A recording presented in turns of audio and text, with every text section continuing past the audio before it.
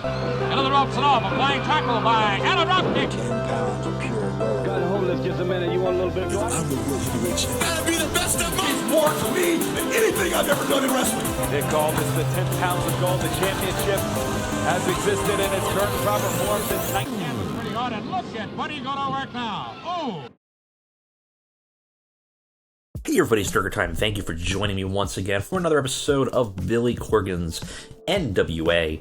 We are here for another Power episode. It'll be the last one. It'll be our go-home show, in fact, for Genesis, formerly known as Into the Fire. We'll be turning Into the Fire after this. So, a couple things behind the scenes we got to deal with just really quickly. And I'll kind of go over some stuff. So, financials, I don't know. I'm a little concerned about the 20 grand a month. I think I'm going to try to mitigate it a little bit. How I'm going to try to mitigate it is I am going to, I think, lower some of our production quality. Now, there's not a lot we can do in here. And we will take a slight hit on this. So, for those who do not know, the production quality is basically just an asshole that penalizes you. It never gives you a bonus. It just hurts you if you're not meeting either your standards for your company that you're working through here, that you're doing stuff with, or you get a penalty in your end rating of a show if you are looking worse than everybody else. So, to kind of give you a brief idea here of how this works, so if you fall below in any of the 4 areas of your rivals, you'll be penalized as per show. You'll get a penalty on the show's final grade for looking worse, and the greater the disparity, the higher the penalty. For production values and broadcast quality, you'll get a penalty for 3%, and for live event experience of music, you'll get a 2% to 6%, irrespective of how many levels you've dropped. The total penalty can never exceed 10%. So, what that'll mean is if let's say you scored you would have scored like a 55, you're going to get, and you are low on one of these, you might get let's say a 2% percentage downgrade, which would be about a point, like a 0.2. So you go from 55 to 54, essentially. Now, I think I'm willing to take that hit. Because I do want to equalize our financials a little bit. But we're not going to be super able to really do it that much, because what I don't want to do is fall below the threshold of our production companies. Now, if I wasn't doing our events on Fight, I could lower this even lower. But because of Mav TV is our primary giver here in terms of our broadcast. But Fight does all of our events. So Fight's minimum quality is professional for production quality, which is where we're at already. Minimum broadcast quality is hired pro, which we are a little bit above, I believe. We would have to take a look at that real quick, because I think we are higher than that.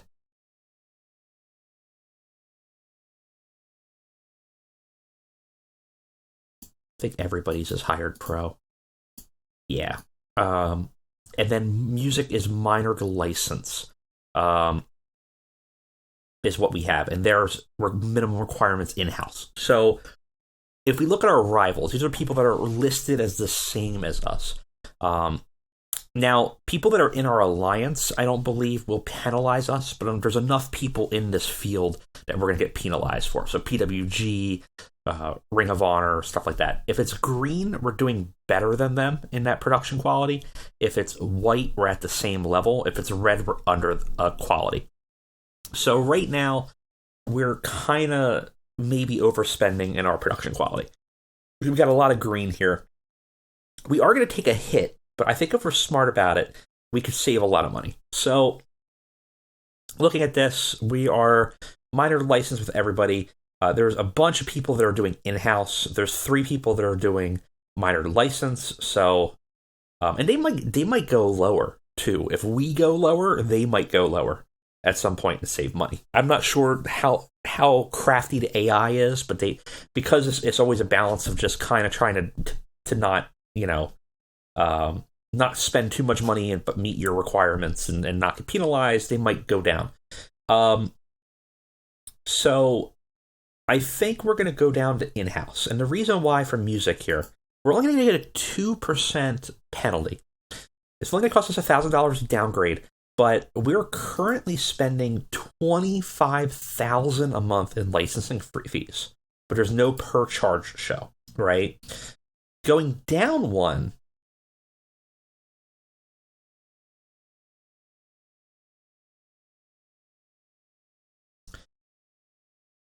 what we see is it's still no per show cost, but it's $10,000. So we're going to save $15,000 for 1 point in popularity. I think that's worth it, because I don't think $15,000 is worth the 0.1 in popularity. And I have another plan that might boost our popularity a little bit in our monthly events, and I'll show you that. So let's go ahead and do that. We are now lower than some of our rivals, so we are going to get penalized for that. I don't think it stacks for as like multiple ones. It's just as long as one person is lower, you get penalized. I think. We'll find out. And someone can tell me in the comments specifically how that works. But as far as I understand, it's so your penalty would range from 3% up to 7%. In any of the 4, yeah. So irrespective of how many levels you are, insignificant companies, rivals of the companies the same size and same region, tiny companies are tiny rivals. Doing bare minimum, matching. Yeah, so the AI will adapt to what's going on. So they might even drop down now as well to save money, because we might have pushed them up there. So as long as we're not getting stacked bonuses on each of these, and I think it's just if you're one person is there, like you just get a penalty of that 2%. It's not a big deal. We could drop our broadcast quality down to hired pro. But I don't know. Let's see what our broadcast quality is. Again, the same type of issue. I don't know how much more money it would save us. And this is where it's going to become a cost benefit analysis here. So we are currently costing $7,500 a month. Whereas this is going to cost us $2,500 a month. I think the better production quality actually saves us money, because we're currently running 5 shows. So that would be $12,500 a month. We're actually saving money and not getting a penalty for being in a higher broadcast quality. Makes no sense, but it would make more sense, I guess, if you're running less shows. But because we have a weekly TV show and a monthly pay-per-view, it actually saves us money to do it this way. So in this case, we're not going to change that at all.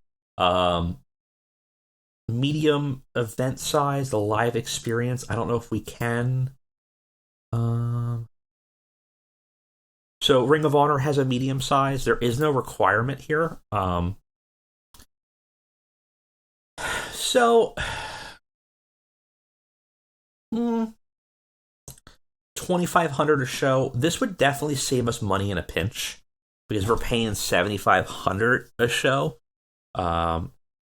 So again, in terms of money here, we are paying like $37,000 a month to run this show, versus it would be like $12,000. That's a significant bonus to our financials. I'm not sure if that's the right move, because I think for our live event experience, it's going to range. I don't know, live event, so it would be so we would lose 4%. So if we're doing like 55 a show, this is riveting, I'm sorry. We would lose 2 points a show. So it would be at like 53. Ooh, that's a tough decision. That would definitely gain us money. That would gain us a significant amount of money. I'm going to hold off for this now. I'll wait in the comments to see what you guys think about that. My concern is that our size is currently, or in terms of our popularity, 45. So how popularity gains, and someone was asking in the Discord how this works. So it's kind of interesting. It's kind of weird. But basically, it will go up and down based on how good a show is, right? So, and there's a cap every month, so you can't just spam it anymore. But let me see if it has a specific number. I don't know where it is on here, but basically what you have to do is, I think it has to be like 7 or 8 points higher than your show. So if we're getting 53 and we were at 45, we would still be gaining popularity in that region. Basically, if you're like 7 points higher in that show's ranking than what your current popularity is, people that are watching it are like, wow, this is better than I thought, and more people are going to kind of show up for it. That's great. Like, we could still do that and probably save money. I would like to see us maybe equalize at like 50, maybe 60 a show. Right now we're at 59, 62. We could probably do it. Like, we're not far off, but I would like to maybe get more of these 59s and 60s to feel confident. Now, we do have Samoa Joe coming in at some point, so I think he's got another month. He's got a huge popularity boost. I mean, his popularity is off the charts for our roster here. If we were to take a look at Joey Samoa, 68, I think he's the most popular on our roster by a large stretch. Let's look at anybody that's over 50 in popularity. We got Joe, we got Akam and Razor, who actually fairly popular. Pentagon, 62. Aldis is 46. Miro, I think, is 50. Eli Drake's 51. Kingston's 51. These are basically the guys we built at this point. Pillman's at 50. Or one of our road agents is 40. So Joe is definitely going to be the biggest star we have. And that's going to be huge for us, because we're going to get that popularity bonus anytime he talks, anytime he's wrestling.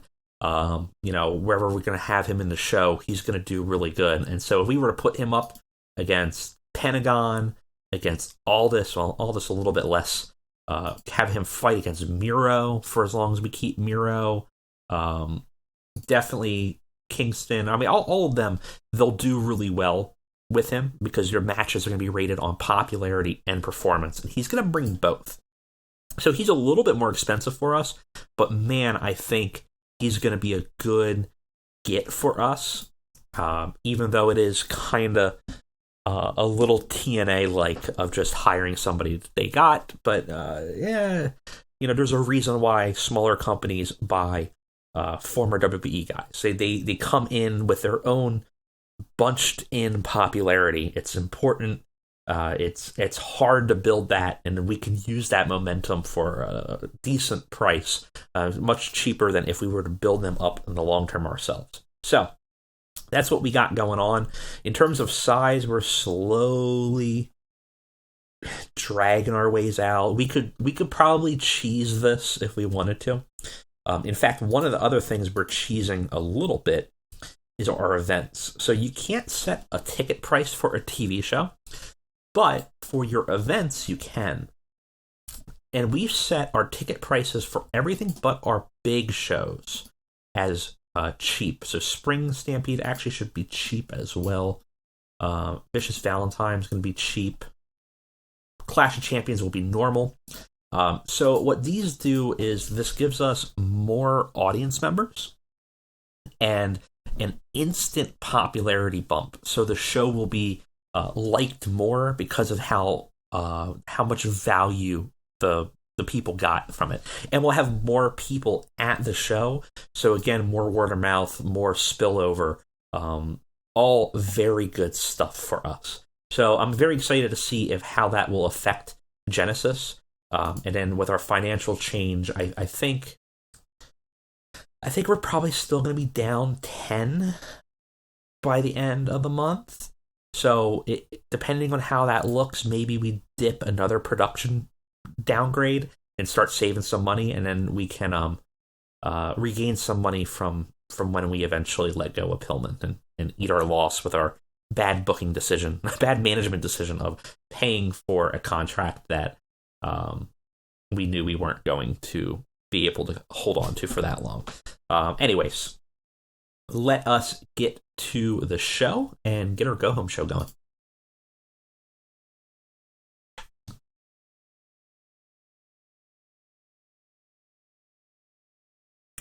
All right, we got stopped here, and there's actually one other thing I forgot to do. I wanted to do for this show.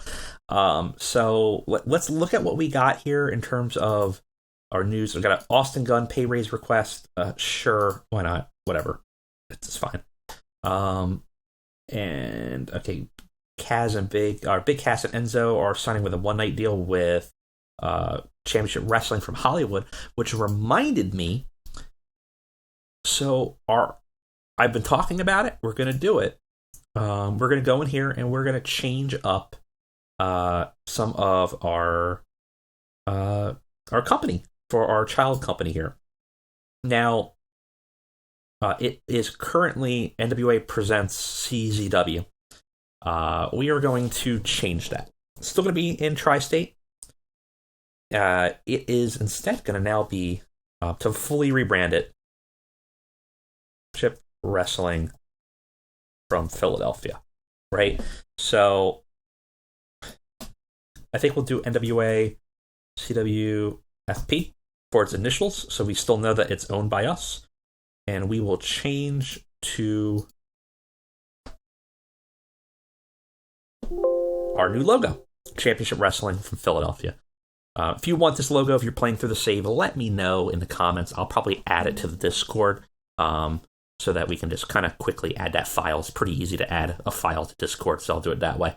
If you're not part of Discord, there's a link in the description. Join it. Have fun.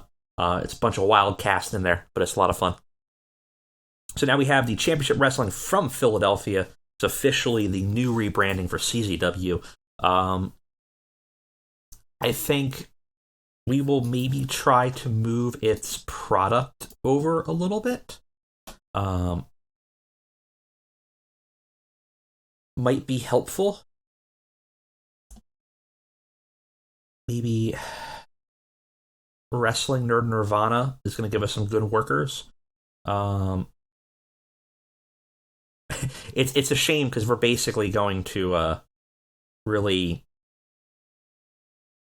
change the shape of this company in a way. But we're going to do that.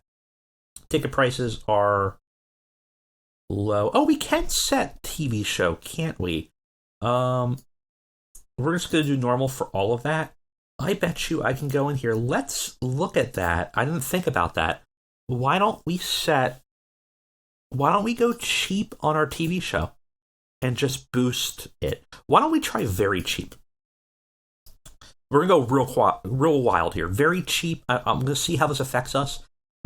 Because we do have that 10 grand we can eat into. I don't mind losing. I would rather spend our $600,000 in the bank in gaining popularity and getting to medium as fast as possible over having to worry about the finances. Like I'd rather us use that money and burn it in some capacity. So maybe going very cheap for the TV show might be helpful.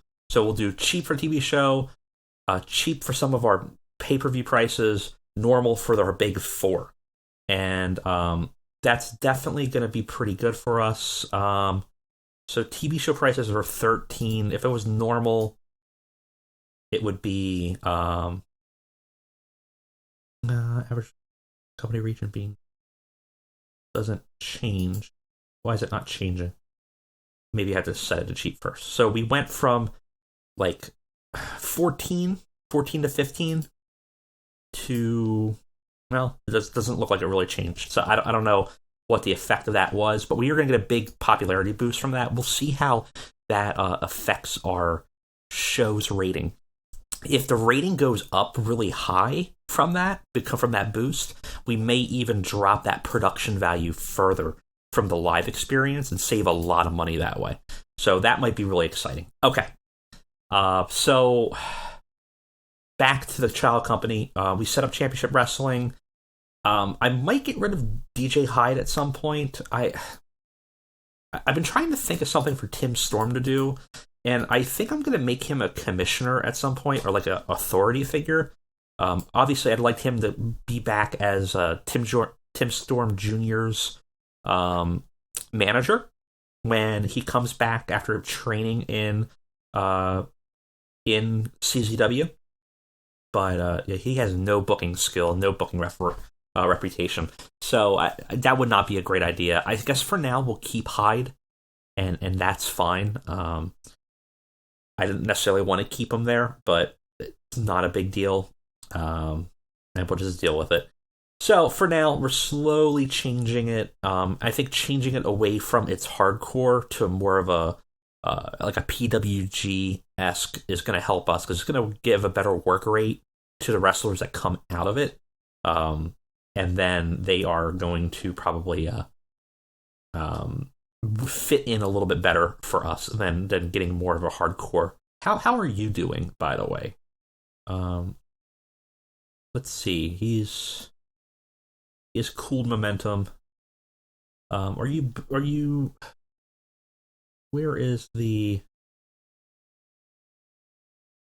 I swear there's a way to look at the growth. Or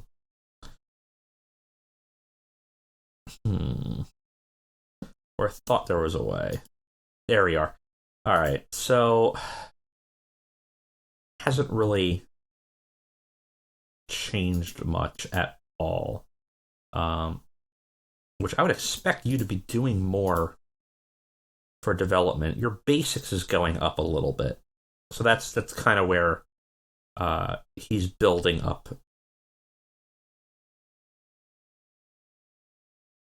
Well, we'll keep him down there. He's going to have a lot of time to do that, and hopefully we can bring him up, and maybe we'll borrow him from time to time and have him on our undercard, and try to boost his popularity up by being on our show, giving him some wins against some people.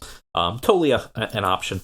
I think we should also add them to our alliance, if we can. Let's change our search field here. Had to set originally something else. Championship Wrestling from Philadelphia. Come on in. That will allow us to do alliance loans and make them part of it. And now we got both championship brands: the Championship Wrestling for Hollywood, Championship Wrestling from Philadelphia. We only own one. We used to own the other, technically and historically. Well, I think they were part of an alliance breakout. We could always look at buying them, but I don't think they would take that kindly. I don't think they're in a financial situation. What a weird roster they have over there right now. But they're doing very well as for a little tiny company. View profile, contact. I don't think they would accept a takeover. Yeah, they're not in a bad financial situation. It'd be nice to actually buy someone that's like doing well, and make money from them. But that's not how it works, I guess. Anyways, let's, with all of that preamble aside, let's get to our show. All right, let us see what we got here. No backstage incidents, which is always nice to see. And we are expecting 697 fans with those very cheap seats, which is nice. I was hoping for a little bit more than double, but it's fine. We'll still fit in nicely to our arena, which holds 850. So hopefully that boost in fans will do us well here. All right, so what did we have happen last week? Well, that's a great question. Some good stuff. Definitely building some interesting things with Matt Cross kind of perennially losing at this point. We had Delilah Doom getting ganged up on. We still have the interesting commercials for Satori, which we don't really know what's going on with that. And Aldis and still getting attacked by the Ascension, and Pentagon, who's still probably out. Yep, still missing. Working at AAA, not being very helpful. And unfortunately, the big one kind of being that Brian Pillman is injured at this point. He's going to be gone for 28 days. I don't know what we're going to do. I don't know whether we're going to vacate the title and have him come back. Obviously, we're going to have to do something for him. Samoa Joe is not going to be on the roster until for a while, I think. Let's see. He is... I think he has like a 28 days situation. Doesn't begin for another 2 days. So actually, we have enough time. I think we could get him to debut at Genesis. So maybe we'll have to figure out what to do here. I would hate to vacate the title.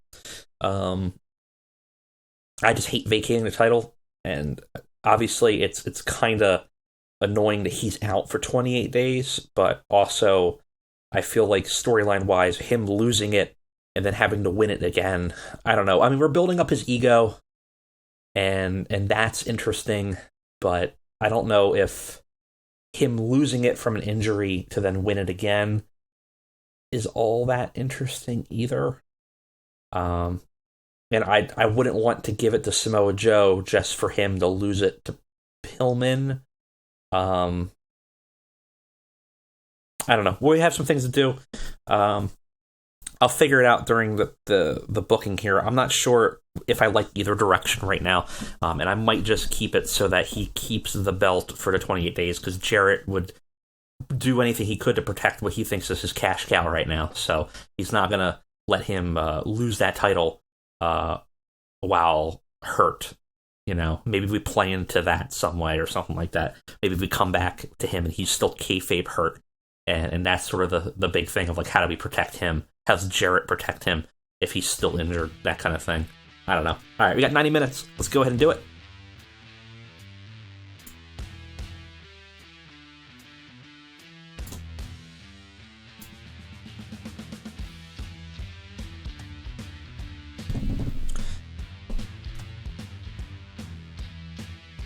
Alright guys, we got exactly 95 minutes. No pre-show. I forgot that we don't have Chris Brooks signed yet, because his contract expired, so we can't finish the finals of the tournament tonight.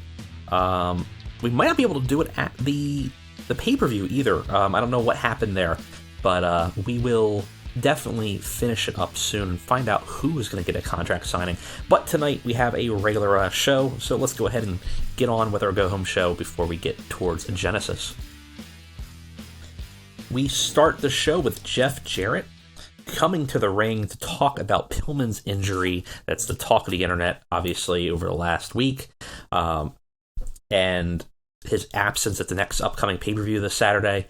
He tells the audience that typically the rules state in the NWA, from looking at the bylaws, that a champion must be able to defend their title at a pay-per-view every 28 days or forfeit.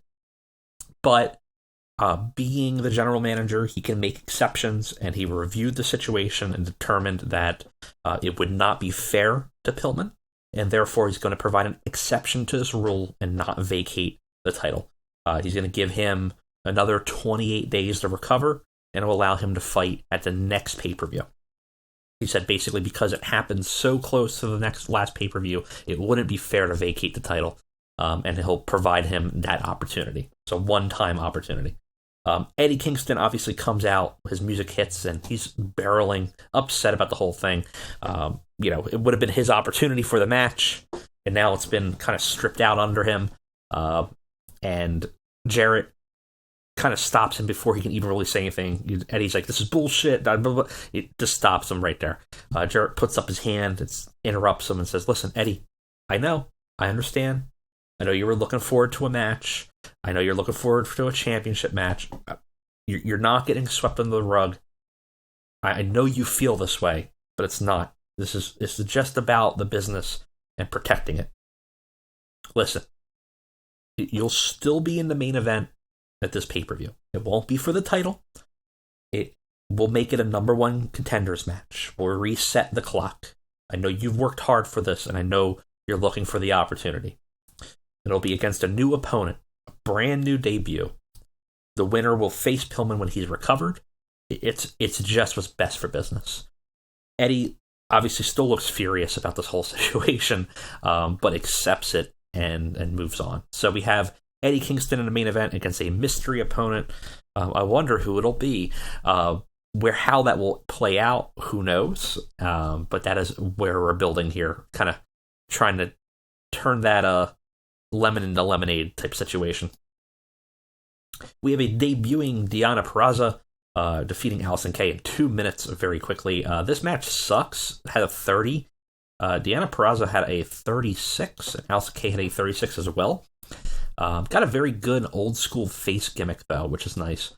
A little heat, subpar pro wrestling. I feel like we might need to tweak her because I'm going to look at her again. I thought we had her set right previously, but that match seems it feels a little weak. I'm going to take a look in between saves because I have a feeling that she should be a little bit higher.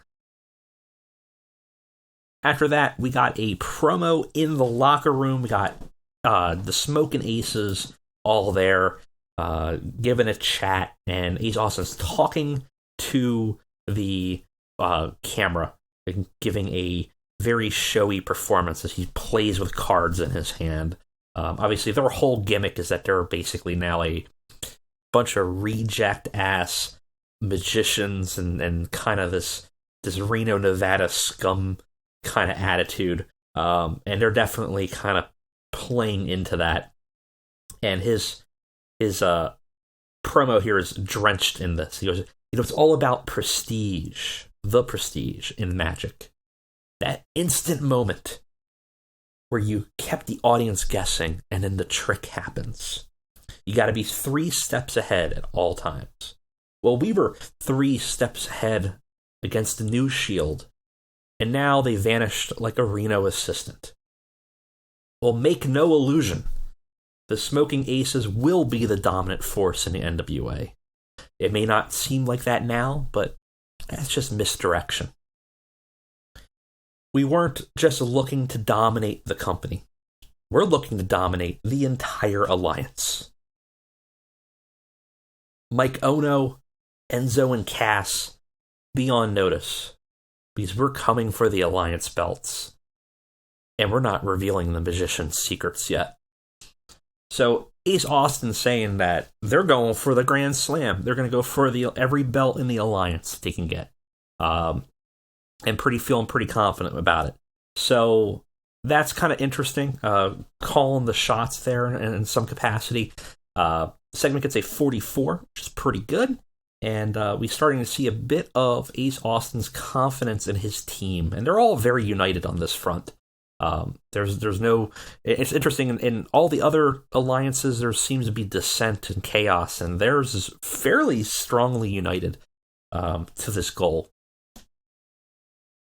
And what we have this following up is a what did I call it? It was the NWA Alliance title scramble. This shows us who will be the challenger for the Alliance title, and it's a lot of members of the undercard for the most part, and is a elimination match, and person that is in the match will be and wins the match will be the contender against Mike Ono, our current NWA Alliance champion. We got Jason Cade, Jarek 120, member of the Smoking Aces, Warhorse, Matt Cross, and Colt Cabana. This is a pretty good match, 51, and in an upset, due to some stuff we gotta deal with in this. Warhorse defeats Jarek 120, Jason Cade, Matt Cross, Colt Cabana in an elimination match in 11 minutes. That's right, Warhorse won. It was Jarek first, then Jason Cade, then Matt Cross, and finally Colt Cabana. Well, how did this happen? Well, you see, we had a lot of interference. Connor and Victor attacked Colt Cabana, betraying their Alliance member and weakening him up for a finale for Warhorse. Ricky Starks tried to run interference for Matt Cross. He got screwed around. Matt Cross kind of argued with him and ended up actually getting Matt Cross eliminated by accident. So the whole thing went into sheer chaos, and Warhorse came out the better, will now challenge Mike Ono for the Alliance title. The guy who technically doesn't work here, still with Danhausen. This match is a mixed bag, but overall it's actually pretty good, 51. The crowd's still not liking Colt Cabana's face turn. Well, too bad. Got the crowd buzzing. At least one of the workers in the gimmick. Yes, we're not going to worry about that right now. We got Warhorse afterwards, celebrating with Danhausen, former GM, and an upset, a shock win. Warhorse will face Mike Oku. I'm sorry, I'm going to say Oku. For the Alliance title. Michael Oku, who was actually ringside watching the match, comes out with the Alliance belt and kind of offers up the challenge, and they both shake hands and accept before Warhorse does his little headbanging kind of thing. So we're going to have at next pay-per-view Warhorse versus Michael Oku for the Alliance heavyweight title. The national, or is the heavyweight? I think it was the national title. I think is what we called it. Unless we renamed it the Heritage. After the match, Cross and Stark argue until just getting into a full-scale brawl. There was no winner in this. They're just both barreling at each other and attacking.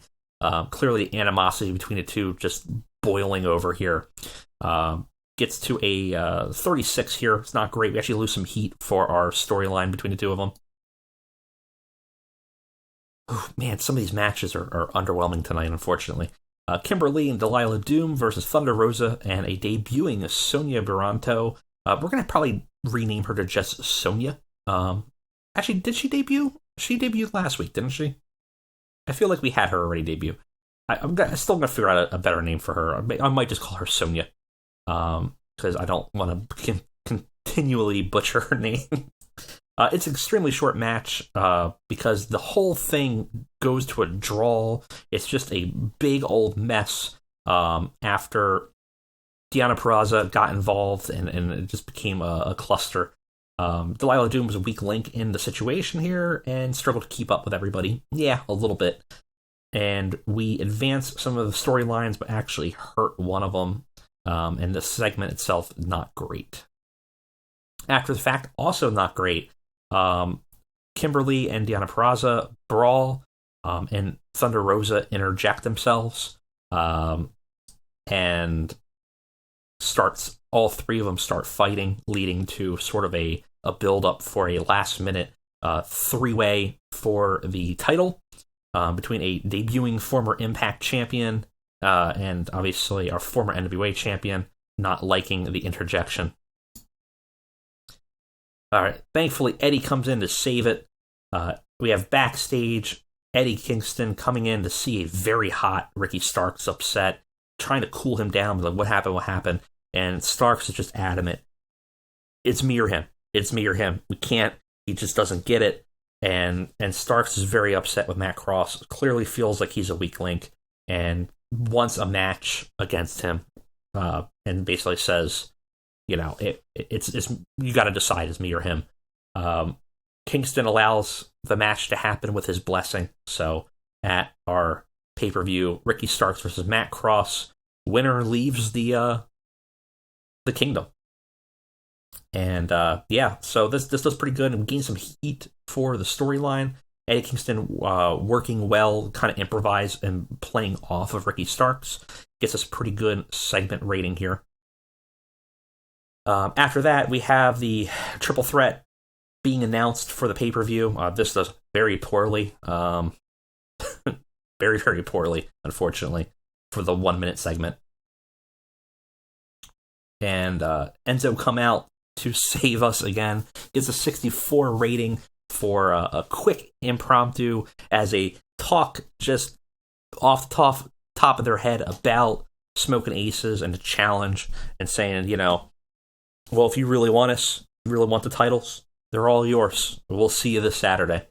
So Sleaze and Breeze will go against Enzo and Big Cass for the titles. Enzo and Big Cass doing very good in this segment and getting us a pretty strong segment bump here. Again, man, these story segments for building are not doing well here for us. Ross and both of the Von Erich brothers are in the ring with a table for a contract signing. They invite FTR to the ring for the signing. FTR and Kevin Von Erich come down, and they're clearly upset for being called out in this situation. They don't view them as competitors, and certainly their disdain for the Von Erichs is oozing from them in this situation. Ross grabs the mic and kind of issues the challenge. It says, "You have taken everything from us since you showed up. Our titles, our momentum, even took our father. The one thing you haven't been able to take from us, you'll never be able to take from us, is our lineage, who we are, where we come from, what we stand for. We want one more match. A challenge we were born and bred for. The Texas Death Match." FTR just laugh at him. Cash grabbing the microphone was like, "Why would we even accept? We've beaten you every time." Ross sighs, grabs the microphone, and says, kind of resigned in this statement, because this is the last time. Read the contract. If we don't win the titles, we will never challenge for them again. FTR smile.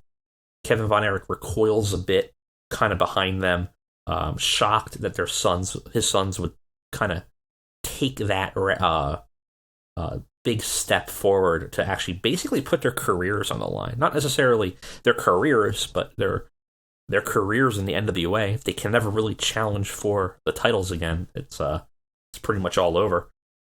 FTR nod and then sign. And four men shake hands, and shockingly, the table doesn't go over. So we have the ultimate battle here, the final battle between FTR and the Von Erichs. If the Von Erichs don't win, they're never going to challenge for the NWA tag team titles again. Segment, though, underwhelming, unfortunately. Ross is not a great speaker. Everybody else struggled in this situation. To save us, Nick Aldis versus Miro have an exhibition match, and they have a pretty solid one. Colt Cabana's ringside in this situation, and we have some more. This is the night of very sports entertainment-esque incidents here. Nick Aldis defeats Miro in 13 minutes, gets a pinfall after Tormentum. During the match, we had Connor accidentally hit Miro due to some intervention by Colt Cabana. Basically, the Ascension show up, attack Miro, or try to attack Nick Aldis by orders of Pentagon and the leader of the cult. Colt Cabana comes out to distract them, make the save. They end up distracting Miro, who ends up leveling them out and allowing Nick Aldis to have the win here. Miro had a 58, Aldis had a 50, and gets us a segment rating of a 60. No. And Colt Cabana, actually, this is just what I just said. The Ascension try to show up to attack Nick Aldis. Colt Cabana comes running out, distracts the Ascension, and forces them to accidentally attack Miro instead. In a rage, Miro levels them out, leaves them injured on the side of the ring. Nick ends up leveraging the distraction and sets up for his finisher to end Miro. At the end of the match, Colt stands at the center of the ring with Aldis. Clearly, the brainwashing has now been broken. Aldis offers him a handshake. Colt smiles and follows through with it. So we're getting a face turn for Colt Cabana. We're still not getting a good reaction for it, unfortunately. And this segment was hurt due to a lack of anything happening, apparently, for the 3-minute segment. In our main event, we have the newly debuted Revenant versus the Kingdom. This is an underwhelming main event, too. This will be one of our bad NWA powers, unfortunately, after I just said that. A decent match. Revenant defeat the Kingdom in 12 minutes. Akam pinned Homicide. And Leo Rush struggling in this situation. I feel like we got to look at his in-ring performance, too, because there's no way Leo Rush is pulling out a 29. It might be his popularity gain, but we'll have to look at it. This could be a bad one. I would be shocked if we're at like 45, to be honest. 51. Better? Better, I guess. Only 25 regions, so I don't know if... Is there 25 or 26? We might have actually boosted our popularity. We did appear a little bit worse because of our music production, but overall, I'll take 51, honestly. A real hit or miss show. Some weaker moments, some of those storylines. This is my struggle of just trying to book more of the women's division. It hurts us just popularity-wise. They just don't have the popularity or the performance ability, and it ends up hurting us, unfortunately. And not having Pillman does hurt the show for now, so we definitely saw that here. But I'll take a 51. It's not the end of the world for our go-home.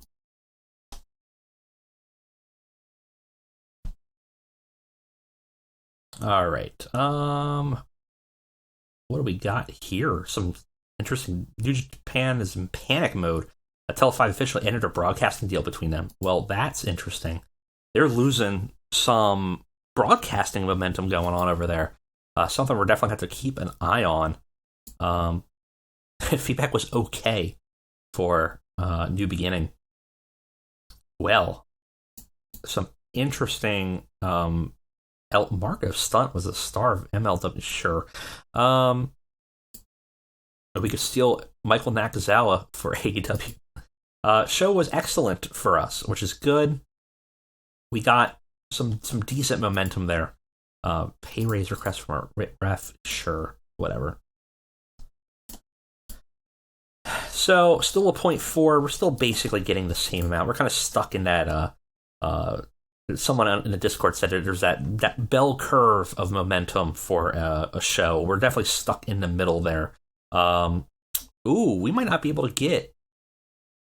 We'll have to look at that. We might not be able to get our debut for Genesis tomorrow. I'll take a look and see what our availability is, but maybe we'll have to push it to Sunday so that we can get Samoa Joe on the show. No, he will be available to start tomorrow. Okay, yeah, we're fine. So obviously, we're building up a decent number one contenders match with Joe and Eddie Kingston, which should be excellent, especially if you book it and build it right. I'm still unfortunate about Pillman, but we'll make what we can do out of it as best as we can. And hopefully the financial situation for us is looking better with with what we did for production. Like I said, we might go down a little bit further and start gaining some money, but I want to see how it plays out with this month. All right, long episode. Thank you guys for hanging in with me there, and I'll see you next time.